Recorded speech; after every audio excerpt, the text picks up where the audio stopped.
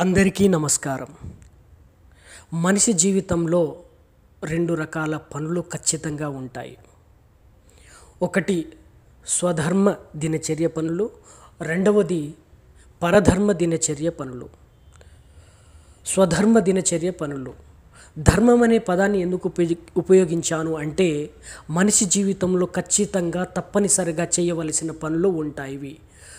కాబట్టి అలాంటి పనులని నేను ధర్మం అనే పదాన్ని ఉపయోగించాను. ధర్మం అంటే ఖచ్చితంగా చేయవలసిన పనులు. స్వధర్మ దినచర్య పనులు అంటే మన ఇంట్లో మనం చేసుకునే పనులు, మన శరీరం కోసం మనం చేసుకునే పనులు, మన కోసం మనం చేసుకునే పనులు. ఇవి స్వధర్మ దినచర్య పనులు. రెండవది పరధర్మ దినచర్య పనులు.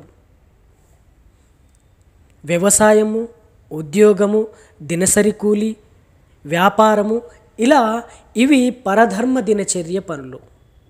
స్వధర్మ దినచర్య పనులకి పరధర్మ దినచర్య పనులకి తేడా ఏంటిదంటే స్వధర్మ దినచర్య పనుల్లో మనకు డబ్బులు రావు, గుర్తింపు రాదు, హోదా రాదు, అధికారం రాదు, ఏది రాదు. కానీ పరధర్మ దినచర్య పనుల్లో మాత్రము మనకు డబ్బు వస్తుంది, అధికారం వస్తుంది, హోదా వస్తుంది, పలుకుబడి వస్తుంది, సన్మానాలు, సత్కారాలు అన్నీ వస్తాయి. కానీ నిజం చెప్పాలంటే స్వధర్మ దినచర్య పనులు లేకుంటే పరధర్మ పనులు మనం ఖచ్చితంగా ఎప్పటికీ చేయలేము. ఉదాహరణకి ఒకసారి చూడండి, స్వధర్మ దినచర్య పనులు ఇంటి పనులు మనం ఖచ్చితంగా చేసుకోవాలి. ఇంటి పనులు ఏంటిది?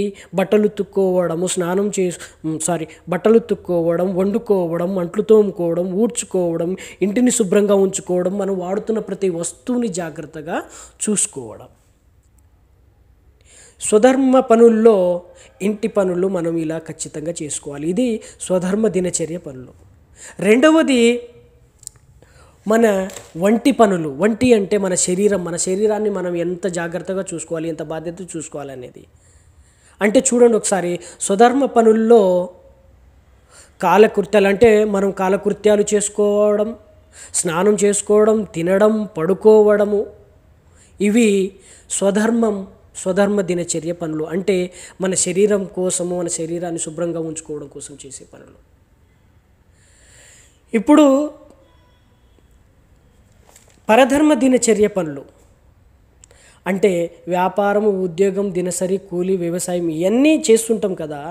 ఇక్కడ డబ్బు ఇచ్చే పనిని ఒకలాగా, డబ్బు ఇవ్వని పనిని ఒకలాగా మనం చేస్తున్నామా ఒక్కసారి మనము గుర్తించాలి, తెలుసుకోవాలి. స్వధర్మ దినచర్య పనులు ఖచ్చితంగా మన జీవితంలో మనకు చచ్చేంత వరకు ఉంటాయి. పరధర్మ దినచర్య పనులు ఉండకపోవచ్చు. మన శరీరము ఆడుతున్నంత కొంతవరకే పరధర్మ దినచర్య పనులు ఉండొచ్చు. కానీ పుట్టినప్పటి నుంచి చావు చివరి వరకు స్వధర్మ దినచర్య పనులే ఉంటాయి. అదే ఇందాక చెప్పినట్టు బట్టలు ఉత్తుకోవడం, వండుకోవడం, అంట్లు తోమడం, ఊడ్చుకోవడం, ఇంటిని శుభ్రపరచుకోవడము, మనం వాడుతున్న ప్రతి వస్తువుని జాగ్రత్తగా చూసుకోవడము, మన వంటి పని అయితే కాలకృత్యాలు చేసుకోవడం, స్నానం చేసుకోవడం, తినడం, పడుకోవడము, ఇలాంటివి స్వధర్మ దినచర్య పనులు.